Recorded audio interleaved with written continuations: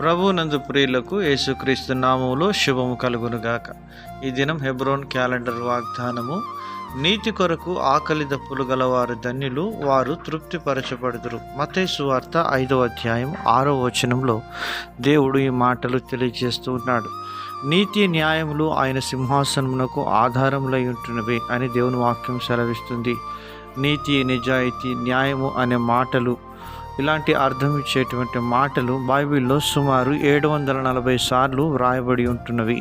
ప్రియమైనటువంటి దేవుని ప్రజలారా, మరి కీర్తనల గ్రంథం 11వ అధ్యాయం 7వ వచనంలో అంటున్నాడు, మరి నీతి న్యాయములు దేవునికి ఎంతో ఇష్టమైనటువంటివి, యథార్థవంతులు ఆయన ముఖదర్శనము చేసెదరు అని దేవుని వాక్యము మనకు ఖచ్చితంగా సెలవిస్తూ ఉంటుంది. ప్రియమైనటువంటి దేవుని ప్రజలారా, అలనాడు యేసుక్రీస్తు ప్రభువారు కొండ మీద ప్రసంగంలో మరి యేసయ్య చేసినటువంటి బోధలో చాలా చక్కటి మాటలు మరి దేవుడు తెలియజేస్తూ వచ్చినాడు. మన జీవితంలో నీతి అనే యేసు ప్రభు కొరకు మనం ఆకలి దప్పులు కలిగినటువంటి వారంగా ఉన్నప్పుడు మనము తృప్తిపరచబడే వారంగా ఉంటాం. దావీదు సౌలు చేత తరమబడుతున్నప్పటికీ కొండల్లో, గుహల్లో, లోయల్లో దేవుని ఆరాధిస్తూ, దేవుని గణపరుస్తూ, తన జీవిత కాలమంతా కూడా దేవుని గణపరుస్తూ వచ్చిన విధానాన్ని చూస్తూ ఉంటున్నాం.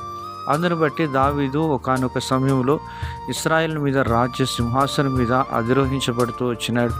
ప్రియమైనటువంటి దేవుని ప్రజలారా, నీ జీవితంలో కూడా అటువంటి పరిస్థితుల గుండా ఒకవేళ నీ బంధువులు, స్నేహితులు, నీ ఇంటి వారు నిన్ను ద్వేషిస్తూ, దూషిస్తూ, తోలనాడుతూ ఉన్నప్పటికీ నీ జీవితంలో దావీదు చూపినటువంటి ఆ ప్రేమను, ఆ యొక్క విశ్వాసతను మనం కూడా కనపరిచినప్పుడు దావీదుకు చూపించినటువంటి శాశ్వతమైన కృపను దేవుడు నీకును నీ సంతానానికి చూపించాలని ఇష్టపడుతున్నాడు.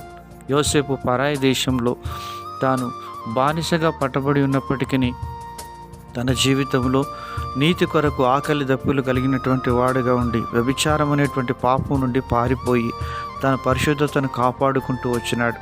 ఒకానొక సమయంలో యోసేపు మరి ఐగుప్తు సింహాసనాన్ని అధిరోహించి తృప్తిపరచబడుతూ వచ్చినట్లుగా మనం చూస్తూ ఉంటున్నాం. మన యొక్క రహస్య జీవితంలో దేవుని కొరకు మరి పరిశుద్ధంగా, యథార్థంగా, నమ్మకంగా, నీతిని కలిగి మనం జీవించినప్పుడు బాహటంగా దేవుడు నిన్ను కూడా దీవించేదానికి ఇష్టపడుతూ ఉంటున్నాడు. ఎంతోమంది ఆత్మీయమైనటువంటి దైవజనురాళ్ళు బైబిల్లో మనకు తారాసపడుతూ ఉంటున్నారు. వారు నీతి కొరకు ఆకలి దప్పులు కలిగి ప్రభువును వెంబడించి అనేకులకు మాదిరికరంగా, దేవునికి మహిమకరంగా, ఇతరులకు ఆశీర్వాదకరంగా ఉన్నారు. అలాగున మనము కూడా దీవించబడదుము గాక.